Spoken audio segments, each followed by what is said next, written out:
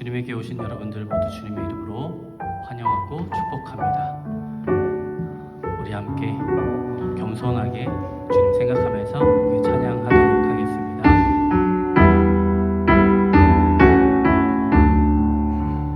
내 주의 보혈은 정하고 정하다.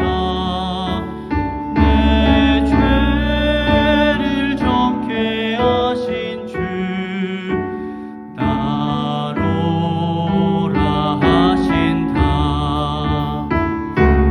내가 주께로 지금 가오니 십자가의 보혈로 날 씻어 주소서. 약하고 주에도 주께로 나가면 힘 주시고 내 주함은 곧 씻어 주시네. 내가 주께로 지금 가오니 십자가의 보혈로 날 씻어 주소서. 나로라 하심은 온전한 믿음과 또 사랑함과 평안함 다 주려 함이라. 내가 주께로 지금 가오니 십자가의 보혈로 날 씻어 주소서. 큰 죄인 복받아 살 길을 얻었네. 한없이 넓고 큰 은혜 베풀어 주소서. 내가 주께로 지금 가오니 십자가의 보혈로 날 씻어 주소서. 그 피 마음속에 큰 증거 됩니다. 내 기도 소리 들으사 다 허락하소서. 내가 주께로 지금 가오니 십자가의 보혈로 날 씻어 주. 내가 주께로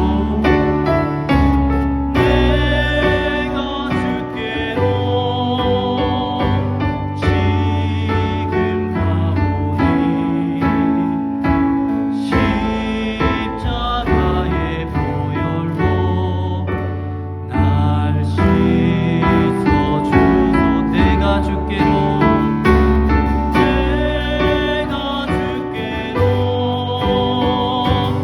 지금 가오니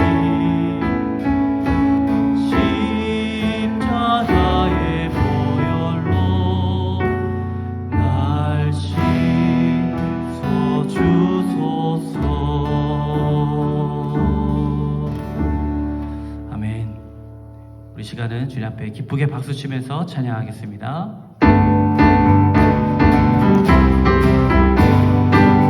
주의 보혈의 능력으로 우리가 함께 찬양합니다. 죄인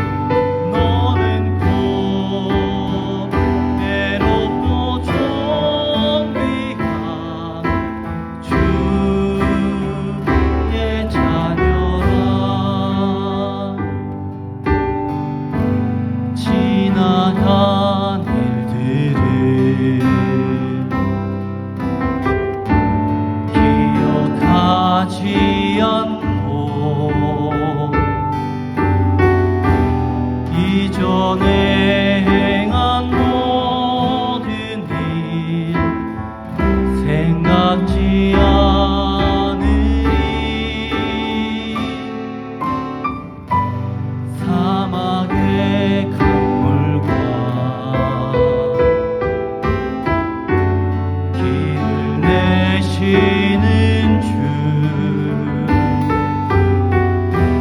내 안에 새 일을 행하신 주만 바라보리라.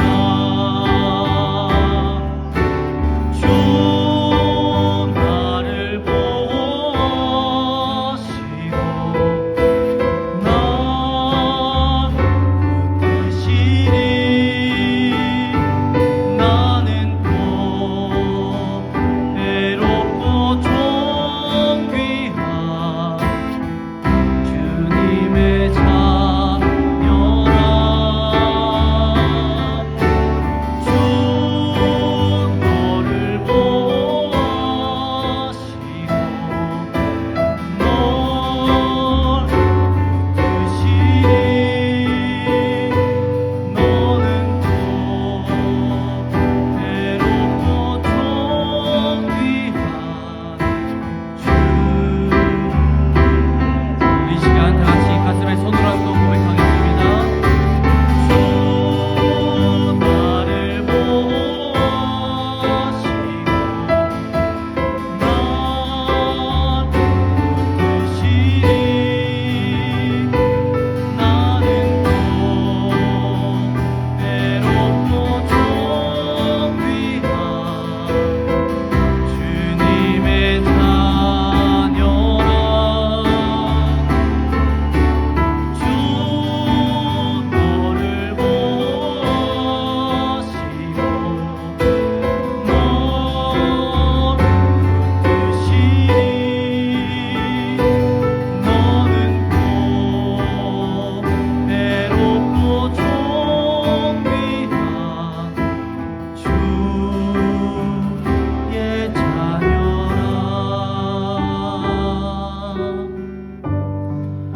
시간 우리 겸손히 두 눈을 감고 하나님께 진심으로 기도하는 시간 갖겠습니다. 우리 지나간 일들을 기억하지 않으시는 주님, 우리 이전에 행한 모든 우리의 죄악들을 생각하지 않으시고 우리를 항상 사랑으로 품어주시는 주님께 감사하면서 시간 우리 자신을 위해서 또 우리 지체들을 위해서 함께 기도하겠습니다. 사랑의 아버지 하나님, 주님 감사합니다. 지나간 일들, 우리의 못난 지난 일들, 지난 세월들 주님 기억하지 않으시고 우리의 모든 죄악된 일들 생각하지 않으시는 주님, 죄인인 우리를 지금 이 시간에 주님의 그 십자가의 그 사랑으로 우리를 붙잡아 주시고 사랑하여 오셔서 오늘 주시는 하나님의 말씀은 창세기 37장 5절로부터 11절의 말씀입니다. 제목은 꿈꾸는 자, 드리머라고 정했는데요.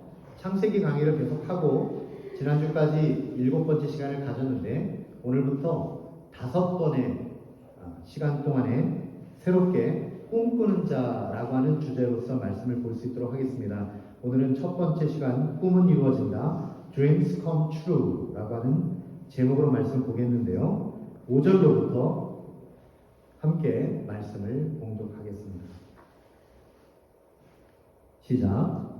한 번은 요셉이 꿈을 꾸고서 그것을 형들에게 말한 일이 있는데 그 일이 있은 뒤로부터 형들은 그를 더욱더 미워하였다. 요셉이 형들에게 말하였다. 내가 꾼 꿈 이야기를 한번 들어보셔요. 우리가 밭에서 곡식단을 묶고 있었어요. 그런데 갑자기 내가 묶은 단이 우뚝 일어서고 형들의 단이 나의 단을 둘러서서 절을 하였어요.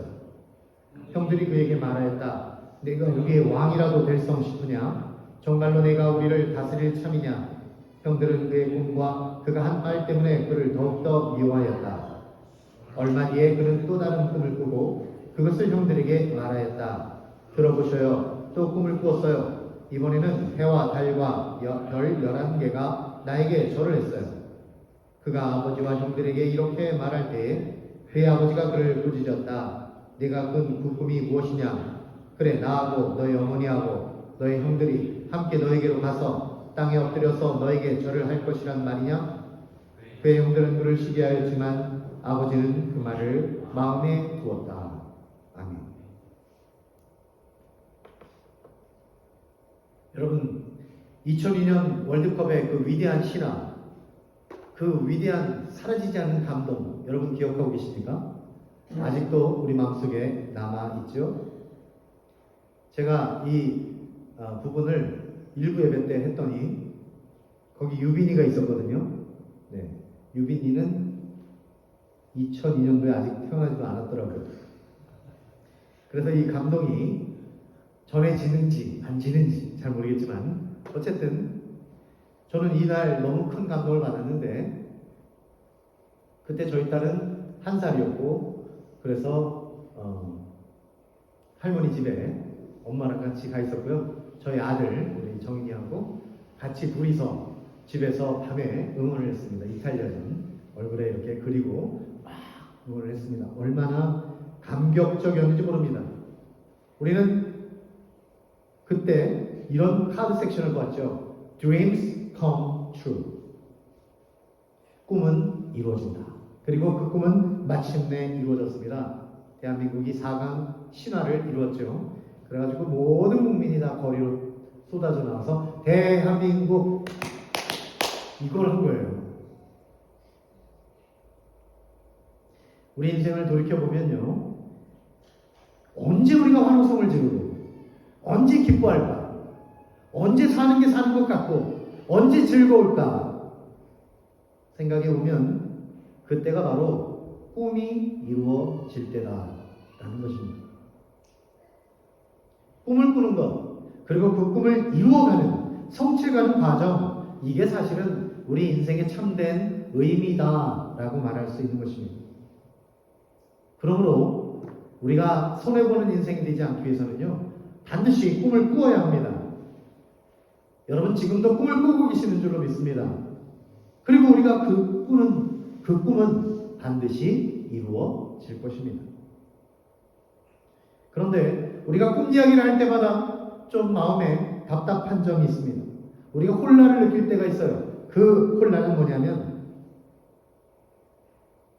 꿈에는 진짜 꿈도 있지만 가짜 꿈도 있다는 것입니다. 가짜 꿈? 꿈이면 꿈이지 가짜 꿈은 또 무엇일까? 네, 가짜 꿈이 뭐냐면요. 꿈이라는 이름은 붙였지만 실제로는 꿈이 아닌 것이 있습니다.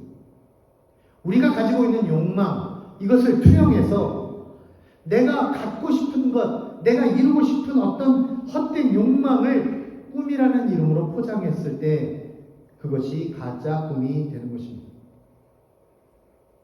진짜 꿈은 그런 게 아니고요. 진짜 꿈은 뭐냐면 우리를 창조하신 분, 우리의 창조자 아버지 하나님께서 주신 꿈입니다. 하나님이야말로 우리 인생의 계획을 가지고 계시는 분 아닙니까? 그분이 우리에게 주시는 꿈, 그것만이 진짜 꿈이며 거기에다가 우리가 이상이나 비전이나 꿈이라는 이름을 붙일 수 있는 것이죠. 그런데 문제가 진짜 꿈, 가짜 꿈, 이것을 우리가 구별해낼 수 있는 능력이 없다는 것입니다. 진짜 꿈이 뭐고 가짜 꿈이 뭔지 우리가 구별할 수 있을까요? 여러분 그 위조 지폐를 가장 정확하게 찾아내는 방법이 무엇인 줄 아세요? 위조 지폐란 나라에서 발행한 진짜 돈이 있는데 그 돈 말고 개인이 사사로이 이익을 얻기 위해서 만들어 놓은 가짜 돈을 말합니다. 이 위조 지폐를 감별하는 자격증도 있어요. 한국에서 이 위조 지폐 외화 감별 자격증을 따신 분이 있는데 이분이 인터뷰를 했습니다. 그 인터뷰에서 재미있는 말을 했는데요. 이분이 어떻게 가짜 진짜를 감별하느냐. 돈을 이렇게 들여다보면 돈 안에는 사람 얼굴이 있죠. 그 사람 얼굴을 가만히 들여다본답니다. 그럼 진짜 돈은 자기를 쳐다본대요. 그런데 가짜 돈은 눈을 회피한답니다. 이분의 경륜으로 재미있게 표현하신 것이죠. 그런데 그분의 인터뷰의 전체 내용을 우리가 한마디로 하면 이런 것입니다. 가짜를 판별하려면 진짜부터 제대로 알아야 된다 라고 하는 것입니다. 무엇이 진짜 꿈이고 무엇이 가짜 꿈인지 이것을 구분하려면 어떻게 해야 되느냐? 진짜 꿈이 무엇인지를 우리는 계속해서 배워야 하는 것입니다. 그래서 우리는 오늘부터 5주 동안 진짜 꿈이 무엇인지 관심을 가지고 이것에 대해서 구별해가는 그 특징을 찾아가는 시간을 갖도록 하겠습니다. 그것을 위해서는 이 드리머라고 하는 별명을 가진 사람, 곧 꿈의 사람 요셉에 대해서 우리가 살펴보게 되는데요. 이 요셉이야말로 진짜 꿈을 꾼 사람이고 그것을 성취한 사람이기 때문입니다. 그래서 요셉에 대해서 간단하게 설명을 드리겠는데, 요셉이 어떤 사람이냐? 우리가 바라보고 우리가 믿고 있는 이 믿음, 이 믿음의 조상이 아브라함입니다. 아브라함에게는 자식이 여럿이 있었는데 그 중에서 아브라함이 받은 약속을 이어받은 아들이 있어요. 그가 바로 이삭입니다. 그리고 그 이삭에게도 쌍둥이 아들이 있었는데 이 아들들 중에서 그 약속을, 그 하나님으로부터 받은 약속을 이어받도록 축복 기도를 받은 사람이 누구냐면 야곱입니다. 그리고 야곱에게는 12아들이 있었습니다. 그 12아들은 나중에 하나님의 나라의 백성이라고 하는 이스라엘 12지파의 조상이 되는 것이죠. 그런데 야곱이 가지고 있는 12명의 아들들 중에서 가장 의미가 있는 아들들은 2명입니다. 그 하나가 유다이거든요. 이 유다가 왜 의미가 있느냐면 유다의 자손 중에 왕이 태어납니다. 그가 바로 다윗 왕이죠. 그리고 예수님은 다윗의 후손으로 오시거든요.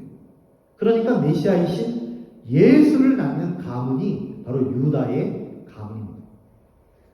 그리고 우리의 주인공 요셉이 대단히 중요한데요. 요셉은 왜 중요하냐면 당대에 이스라엘 민족을 기근으로부터 구출하고 세계를 그 환난으로부터 구출해낸 구원자로 등장하기 때문입니다. 이것은 나중에 우리가 묵상을 해보면 예수님께서 온 인류를 구원하시기 위해서 이 땅에 오셨다는 그 사실을 보여주는, 예표하는 그런 인물이 되기 때문에 요셉이 대단히 중요한 인물이다라는 것입니다. 그러면 이러한 요셉의 성장 과정이 어떠냐? 절대로 순탄하지가 않았다는 것입니다. 꿈의 사람 요셉은 정말 힘들게 컸어요.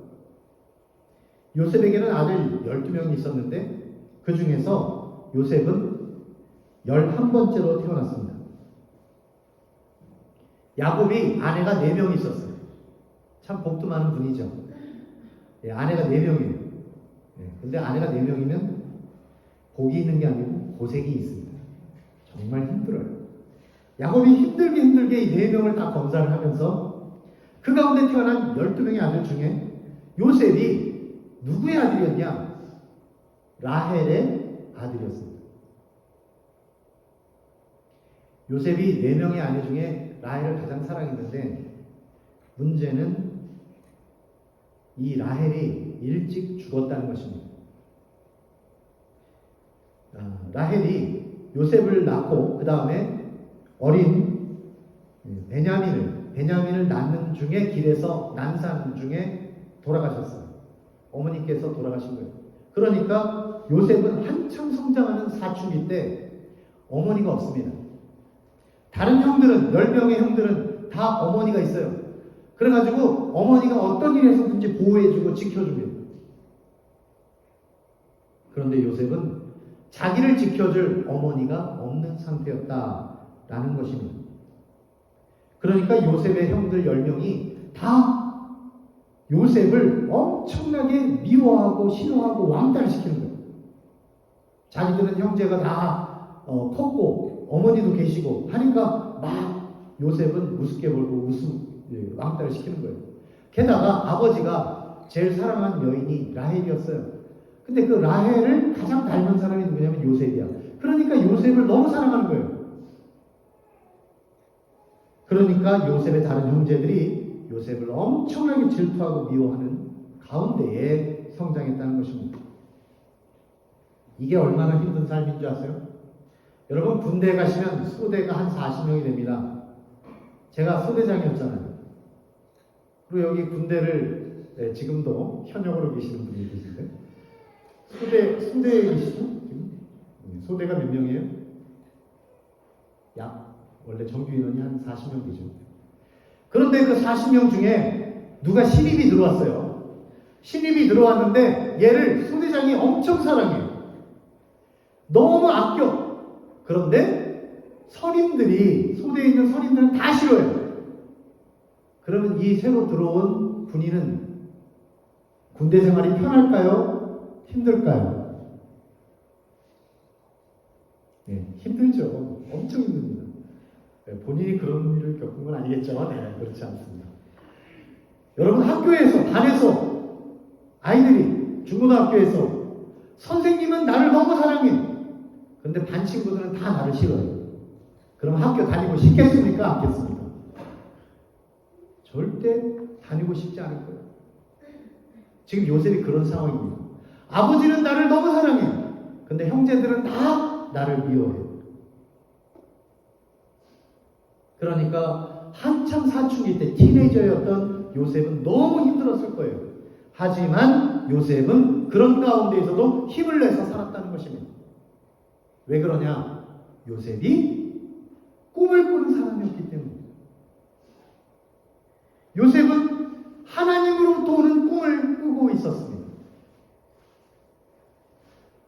그럼 어떤 꿈을 꿨을까요? 오늘 본문에는 그 꿈이 2번이 반복됩니다. 꿈이 2번이 반복됐다. 이 말은 무슨 말이냐면 요셉이 형들에게, 주위에 있는 사람들에게 계속해서 꿈을 이야기했다는 것입니다. 또 한 가지 의미는 하나님께서는요, 이 성경에 써야 될 내용이 얼마나 많습니까? 그런데 굳이 2번을 썼다. 이 말은 하나님께서 이 일을 반드시 이루신다고 작정하셨다는 거예요. 이 일은 반드시 이루어진다. 이런 뜻입니다. 그럼 그 각각의 꿈이 2번이 무엇이었을까? 우리가 한번 읽어보겠습니다. 7절, 첫 번째 꿈 이야기. 7절을 함께 읽겠습니다. 시작. 우리가 밭에서 곡식단을 묶고 있었어요. 그런데 갑자기 내가 묶은 단이 우뚝 일어서고 형들의 단이 나의 단을 둘러서서 절을 하였어요.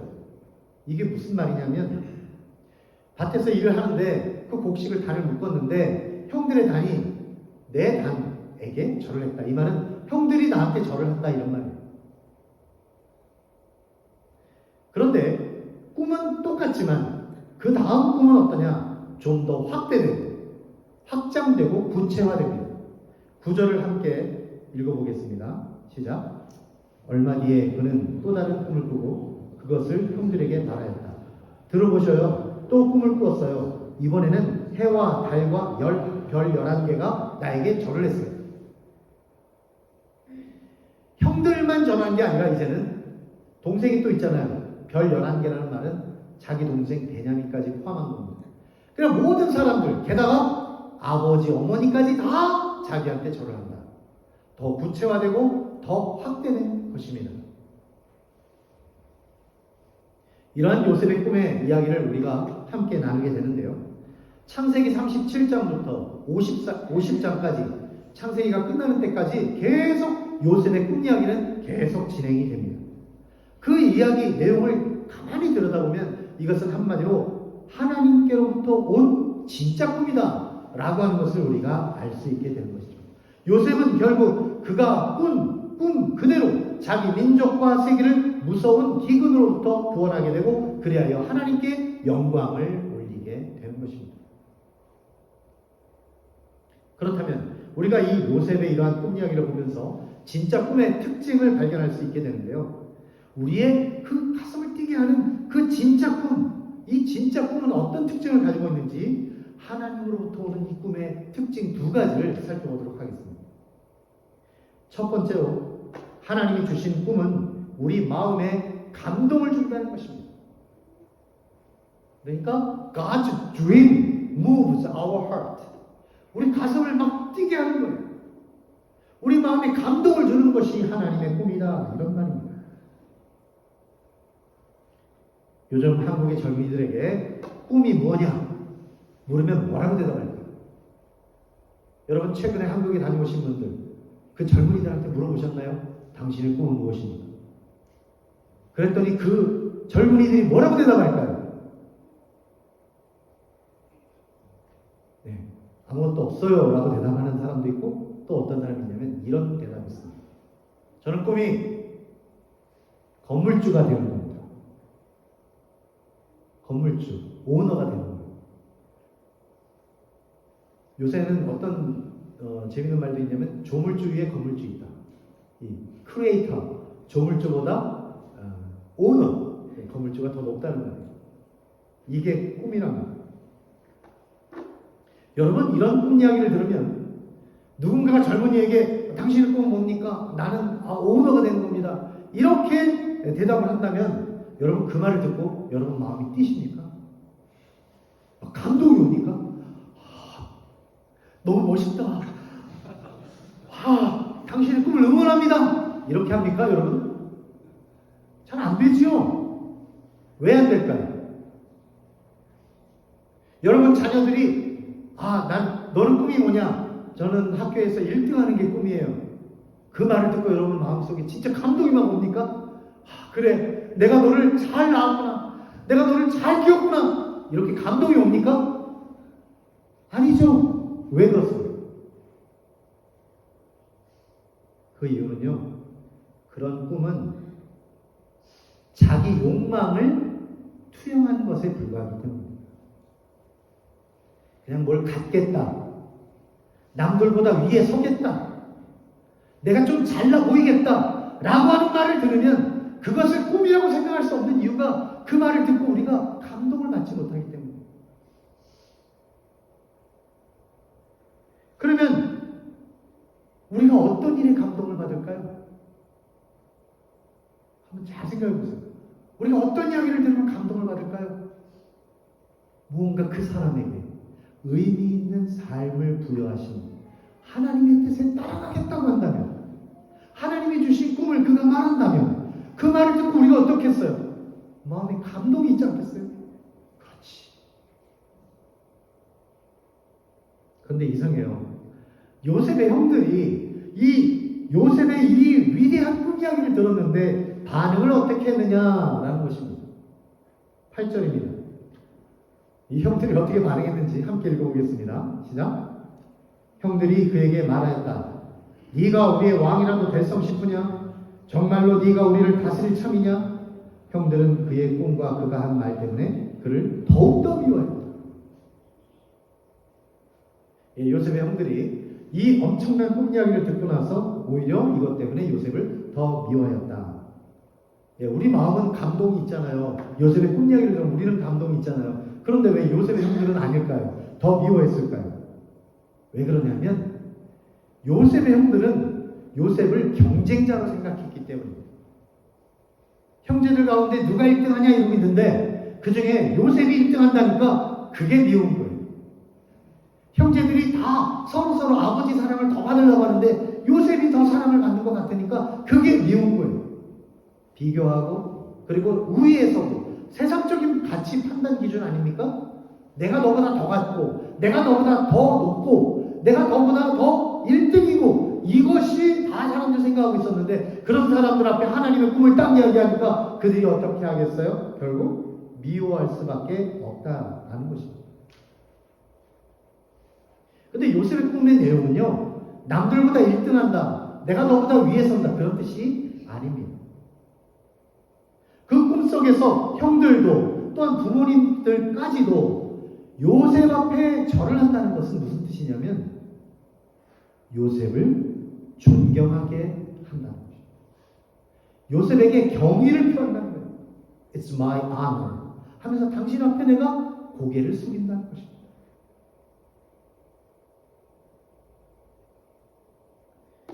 장래 꿈이 이루어지는 날에 실제로 그렇게 됩니다. 요셉 앞에 모두가 다 무릎을 꿇습니다. 고개를 숙입니다. 왜 그렇습니까?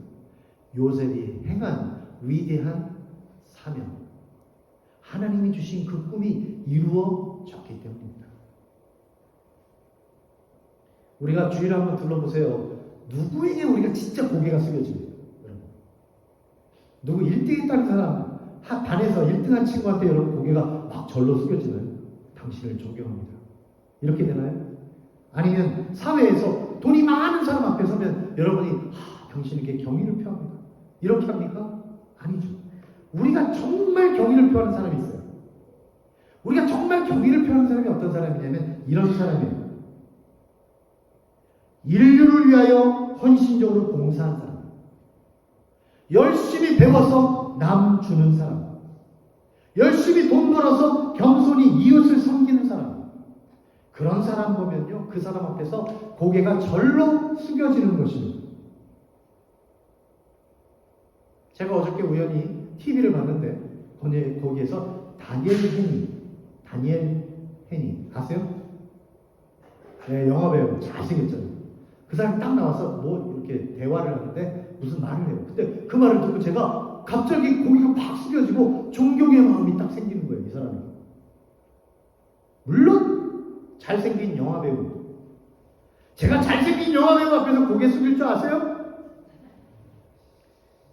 그런 사람 앞에서 저는 고개 안 숙입니다.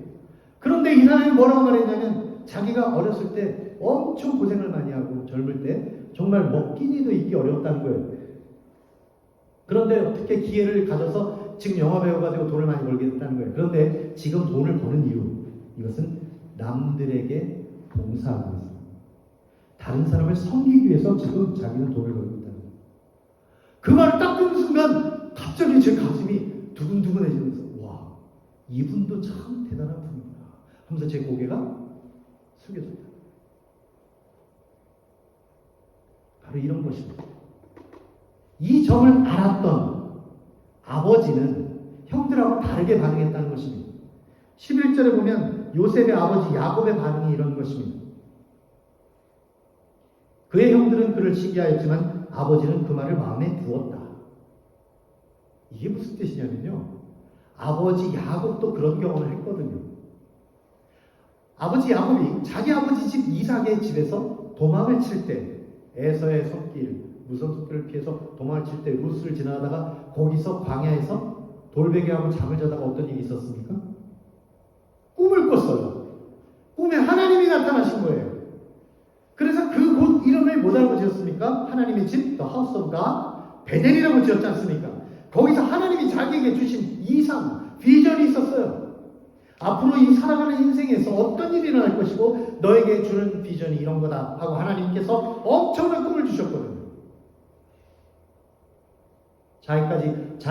야곱이 자신이 지금까지 살아온 인생 속에서 그 꿈이 어떻게 이루어지는 것을 보았기 때문에 그 꿈과 지금 아들 요셉이 꾸는 꿈이 어딘가 이상하게 비슷하지 않습니까? 뭔가를 연상하게 하잖아요. 그러니까 너무나 마음에 감동이 있는 거예요. 하지만 주위에 다른 아들들이 있지 않습니까? 그래서 혹시나 싶어서 마음에 그 표현을 못하고 그냥 마음에 간직했던 거예요.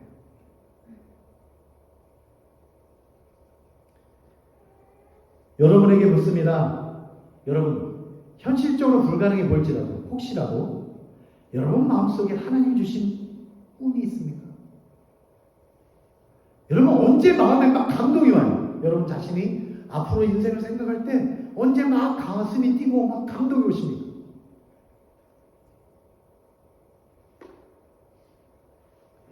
여러분의 심장이 뛰고 있는 그 순간을 한번 잘 생각해 보세요. 혹시 그것이 성경을 읽을 때입니까? 설교를 들을 때입니까? 아니면 간직하며 여러분이 마음속에 품었던 뜻을 가지고 기도를 올릴 때입니까? 혹시라도 여러분의 가슴이 뛰고 하나님이 주시는 감동이 있다. 그리고 여러분 마음속에 그려지는 그림이 있다. 그럼 그게 바로 뭐냐면 하나님이 주시는 꿈인 줄 믿으시기 바랍니다.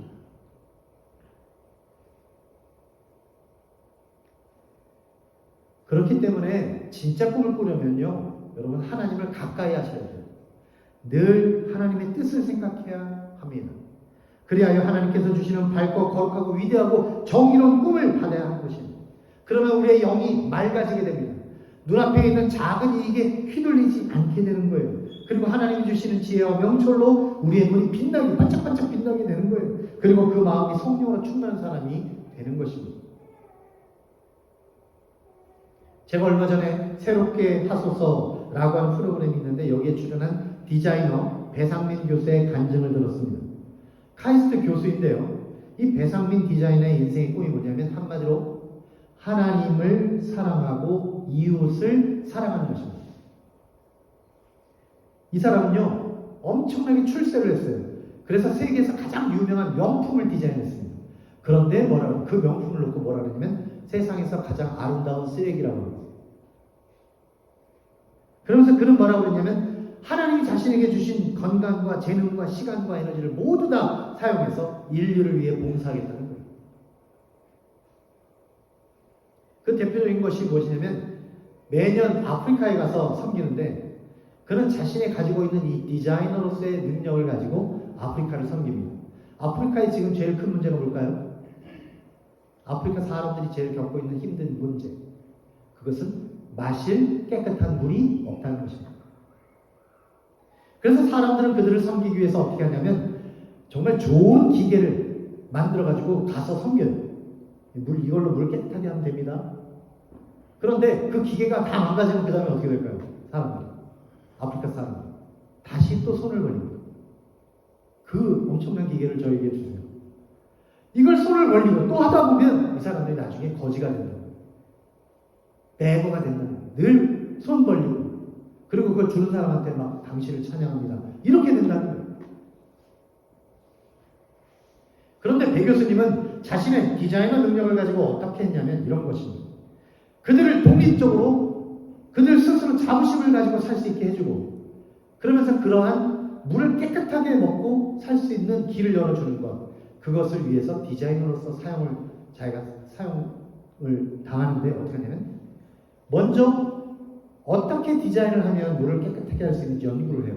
그리고 아프리카 현지에 가는 것입니다. 그리고 그들 중에 눈이 반짝반짝 빛나는 사람들이 있대요. 젊은이들이. 그러면 그들을 모아요. 그리고 한국말로 설명한답니다. 어차피 말이 안 통하니까 주위에 있는 어떤 물건들, 아무 물질들을 가지고 와서 그 중에서 어떻게 하면 물을 깨끗하게 할 수 있는지 그 방법을 이제 가지고 디자인을 해서 보여주는 거예요. 앞에서 한번.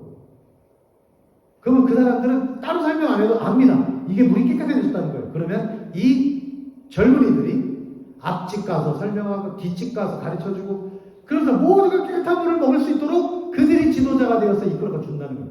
그들이 서로 배운다는 거예요. 배상민 교수의 꿈은 뭐냐? 그들이 그렇게 깨끗한 물을 계속해서 마실 수 있도록 돕는 일에 자기가 쓰임받겠다는 거예요.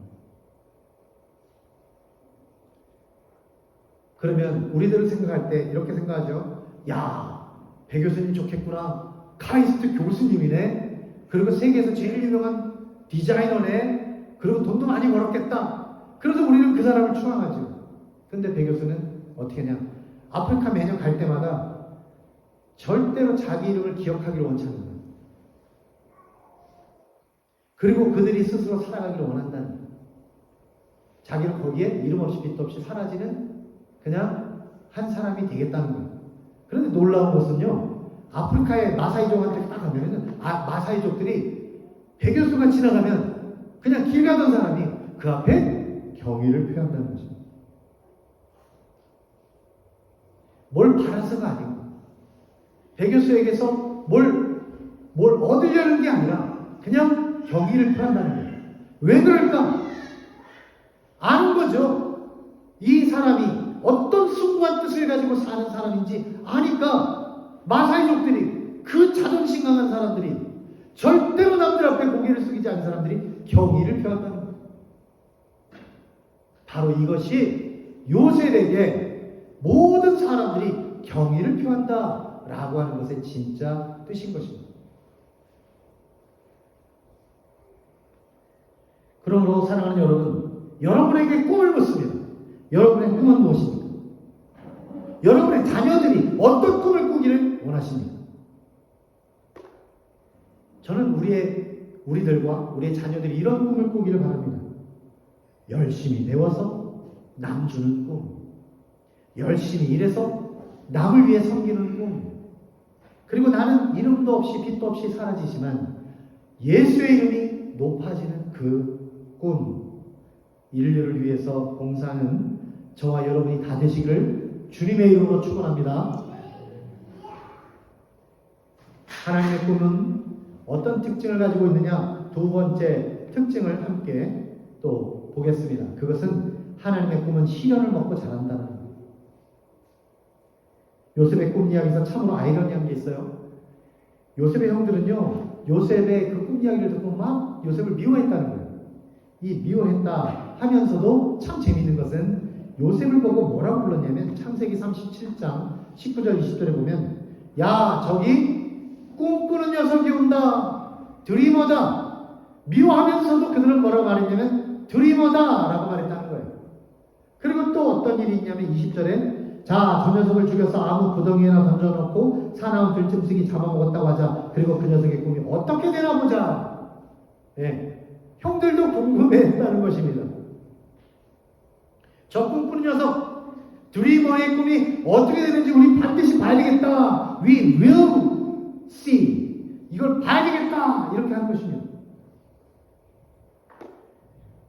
그러면서 어떤 일이 일어나냐면 요셉의 형들이 엄청나게 요셉을 핍박했다는 것입니다. 그에게 시련을 줬다는 거예요. 그런데 이 시련에는 이유가 있습니다. 왜냐? 그 시련 때문에 요셉은 실제로 꿈을 이룰 수 있는 장소로 옮겨졌다는 거예요. 요셉이 꿈을 이루어야 하는 장소가 어디냐면 이집트라고 하는 대제국, 거기에 총리가 되어야 되거든요.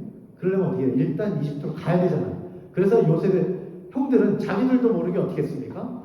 요셉을 그 이스마엘 상인들, 캐러반들에게 노예로 팔아버렸잖아요. 근데 그 이스마엘 상인들이 하필이면 또 이집트에 가가지고 거기에서 그 바로 왕의 그런 경위 대장, 그런 보디발의 집에 팔려갔다는 거예요. 그러니까 바로 왕 앞에 가장 가까운 곳에 딱 들어가게 했다는 것입니다. 무엇이? 요셉의 형들이 준 시련이 그렇게 했다는 것입니다. 그러므로 여러분, 시련이 닥쳐온다고 너무 걱정하지 마세요.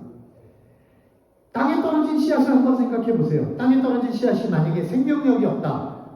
그러면 비가 불고 바람이 불고 막 폭풍과 치면요, 그 씨앗은 썩는 것입니다. 그런데 땅에 떨어진 씨앗이 생명력이 있다. 그러면 어떻게 돼요? 비, 바람, 폭풍우가 그에게 에너지를 주는 거예요. 이것이 싹을 틔고 키가 자라고 나중에는 장래에 큰 나무가 되게 하는 그런 힘을 누가 주느냐? 비바람이, 역경이 주는 것입니다. 하나님께서는 우리 가슴에 꿈을 부어주셨어요. 하나님 가슴에 있던 생명을 우리에게 주셨습니다. 요한복음 1장에 보면 이런 말씀이 있어요. 태초에 말씀이 계셨고 이 말씀이 하나님과 함께 하셨고 이 말씀이 곧 하나님이라고 했습니다. 근데 그 말씀 안에 무엇이 있냐면 생명이 있다는 거예요. 생명이. 그리고 그 말씀이 14절에 보면 그 생명이, 말씀이 우리 가운데 육신이 되어 오셨다는 것입니다. 그분이 바로 예수님이에요. 그러니까 하나님께는 꿈이 있었는데, 하나님이 우리를 살리시려는 꿈이 있었는데, 그것이 우리에게 생명인데, 그 생명이 우리에게 육신이 되어 오셨는데, 그분이 예수님이다. 그러면 우리가 어떻게 해야 됩니까? 우리가 그 생명을 가슴에 품어야죠. 그 생명이 바로 예수님 아닙니까? 예수님을 믿으시기 바랍니다. 예수님을 가슴에 품으시길 바랍니다. 그리고 하나님의 그 꿈을 싹을 틔우시기 바라요. 우리에게 다가오는 수많은 역경, 시련, 폭풍우, 이것 때문에 나는 더 빨리 간다. 이것 때문에 나는 더 잘 성장한다. 이것 때문에 나는 하나님의 꿈을 이룰 수 있는 마침내 요셉과 같은 인물이 된다. 이것을 여러분 마음에 믿으시기 바랍니다. 시련을 담대하게 통과하시기 바랍니다. 시련을 잘 통과한 사람은 어떻게 되느냐? 마침내 잘 만들어진 검과 같은 사람이 되는 거예요. 진짜 강철검이 되려면 어떻게 돼요? 수없이 두드려 맞고 불에도 들어가고 물에도 들어가고 그래서 그 속에 있는 모든 불순물이 제거되어서 마침내 강하고 단단한 검이 되는 것입니다. 그것과 같이 우리도 하나님 앞에 쓰임받는, 하나님 손에 들림받는 위대한 하나님의 성령의 검이 되시기를 주님의 이름으로 축원드립니다. 우리 모두 단순하고 진실하고 한결같고 믿음과 소망과 사랑을 지닌 예수 그리스도의 생명력을 지닌 사람 되어서 시련을 잘 극복하고 더 큰 사람, 하나님 사랑하고 이웃 사랑하는 사람이 다 되어서 민족과 세계를 구원하고 옳은 대로 이끌어가는 꿈의 사람 다 되시기를 축복합니다. 우리 함께 기도하겠습니다. 기도하실 때 앞에 기도의 제목 세 가지를 두었습니다. 주님의 교회 모든 지체들이 하나님을 사랑하고 이웃을 사랑하는 비전의 사람들이 다 되고, 주님의 교회가 이웃을 섬기고 도움으로 그리스도의 사랑을 나타낼 수 있도록, 우크라이나 사태가 하루빨리 종식되고 전쟁 그치고 평화가 다시 찾아올 수 있도록 함께 기도하겠습니다.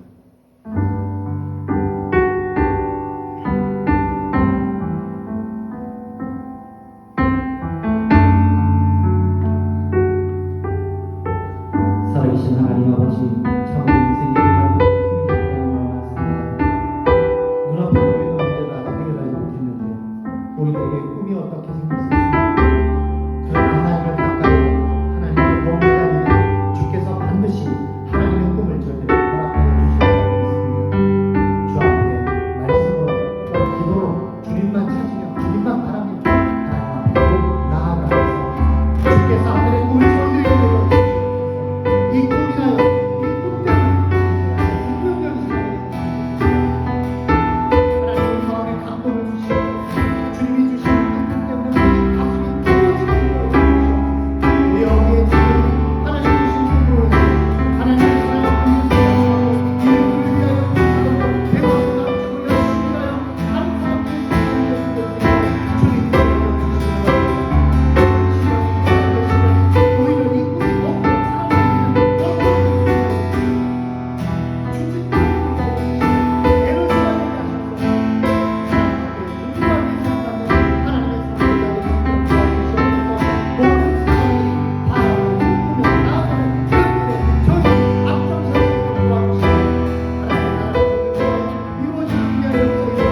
다른 사람들의 삶을 위해 주님이 되어주시기 바랍니다. 오히려 이 꿈이 없고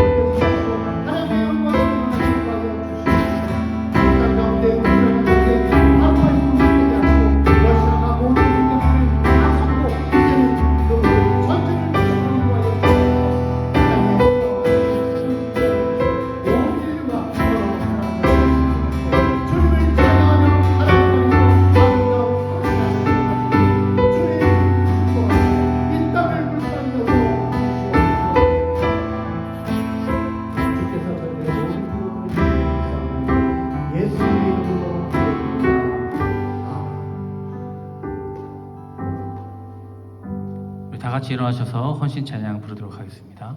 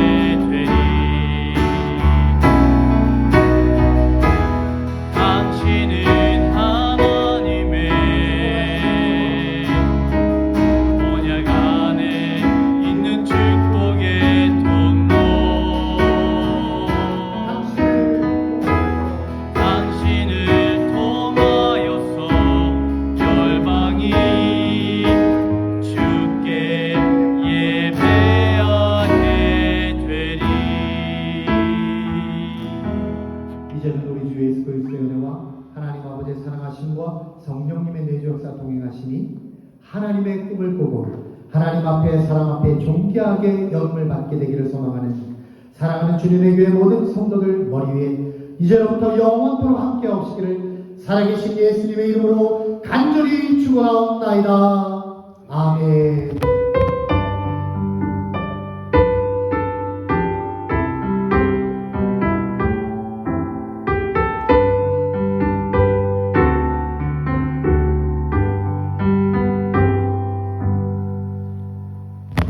예배를 마쳤습니다. 하나님께 영광 박수 올려드립니다. 할렐루야. 감사합니다.